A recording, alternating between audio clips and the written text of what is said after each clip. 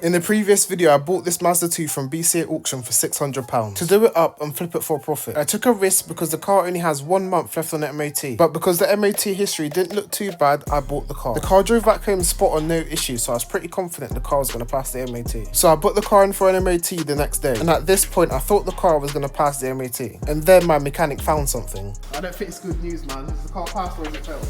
It failed. Does it fail on? Lower arm rear bush. Damn, guys. So I went straight to your car parts and got a control arm for £21 thanks to my mechanic. But to be fair, for the car only failing on the control arm is pretty good considering the age and the mileage. But the weird thing is, even though the control arm needed changing, the car was not knocking when driving or over bump. So I let my mechanic replace the control arm because I didn't fancy being out in the wet and cold trying to do this on a driveway. And this was the state of the control arm that came out, so it definitely needed doing. So the car now has a new control arm and it's now past the MOT. Now it's time to clean this filthy interior. Have a look at it, guys. That looks filthy, so we're gonna have to wet vac the seats because you got mold growing on the seats. But first we need to hoover this. This looks terrible. Let's get started on transforming the interior.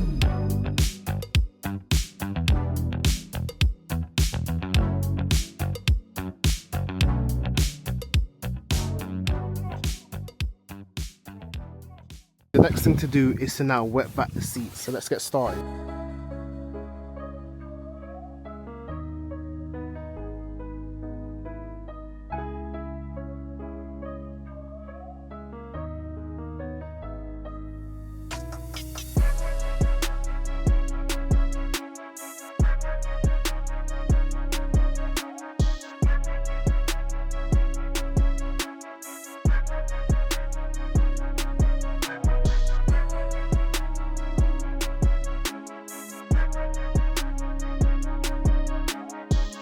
After the seats, it's now time to clean the interior plastics.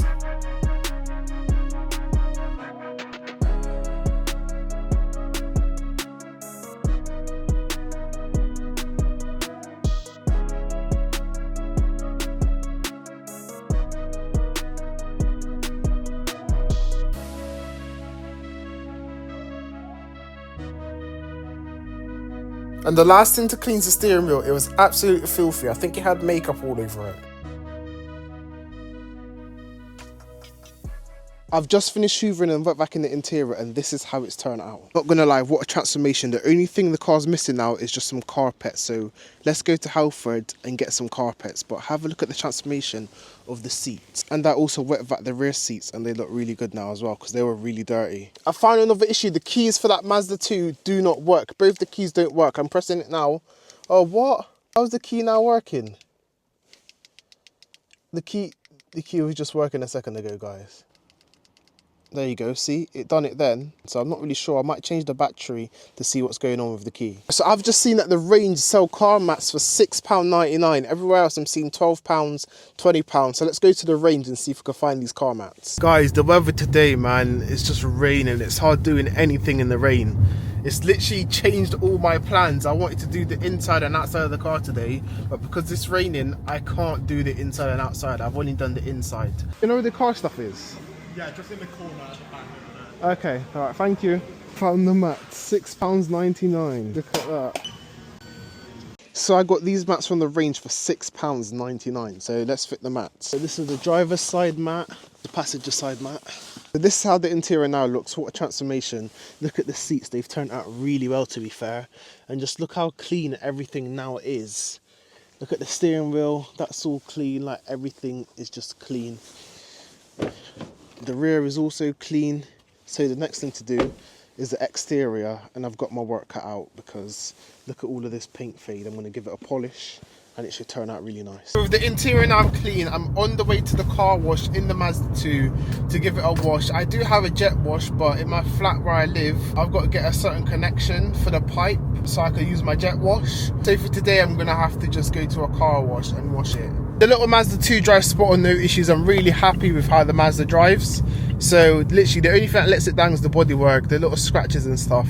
That's the only thing that lets the car down. But apart from that, especially now the interior is all clean, the car is actually a really nice car. I've just arrived at the car wash and I forgot two things: my brake dust cleaner and the thing to dry it.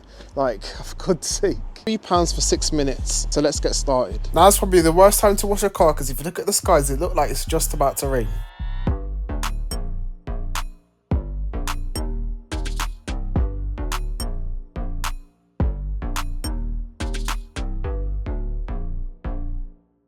I'm going to be using the brush that no one likes.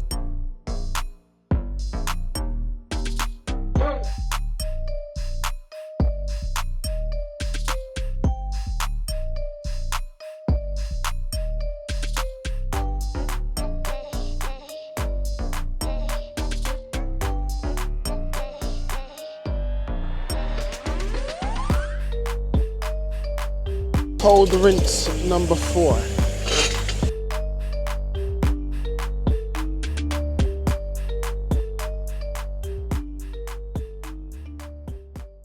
I've just washed the car and you never guess what? It's now started raining and I broke the aerial. Guys, I broke the aerial. So I'm gonna have to go Halfords to try and get a new one. For God's sake.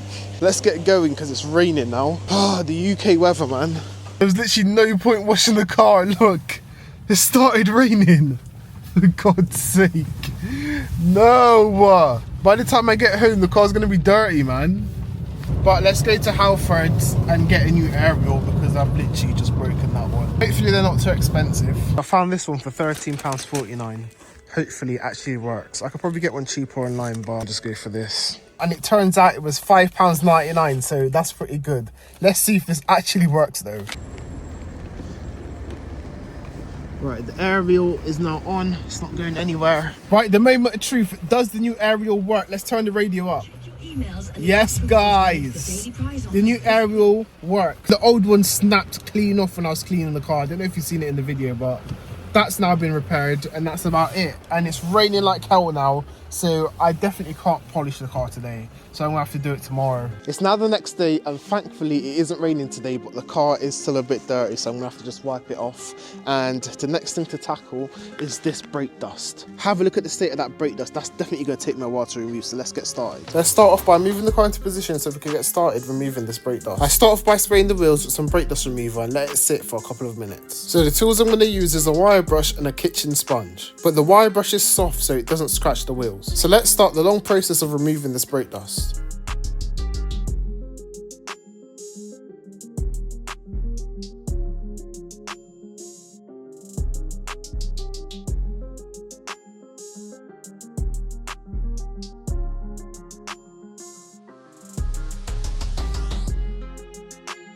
With all 4 wheels now complete, the next thing to do is to add some touch-up paint on a scratch on the front bumper.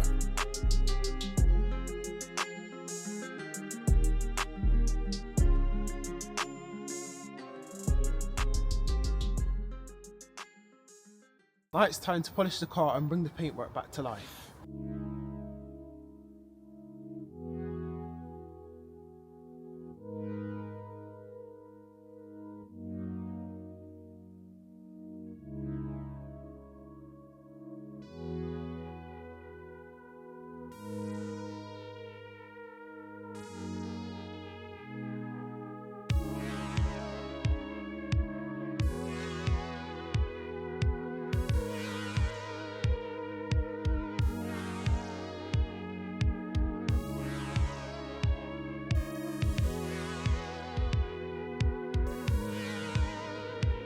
And the last thing to do to the car is to give the engine bay a good clean.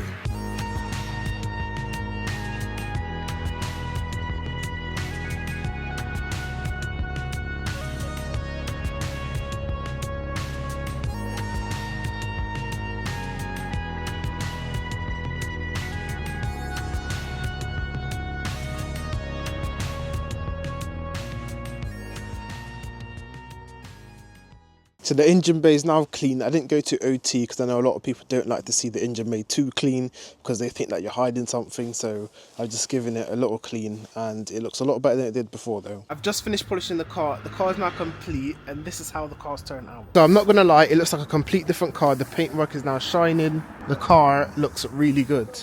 So it's now ready for sale. This is how the interior has turned out. It's turned out really good to be fair. As you guys can see, it looks like a completely different car. Have a look at that, guys. Here's a quick breakdown on how much I spent on the car. I won the car for £600 from BCA auction. With all fees included, it came up to £886.80. My mechanic charged £60 for the MOT and £30 to fit the control arm. The control arm cost £21 from Eurocar Parts, and the area was £5.99 from Halfords. The mats were £6.99 from the range. So in total, I've spent £1,011.58, and I put the car for sale for £1,500. So fingers crossed the car sells for that price.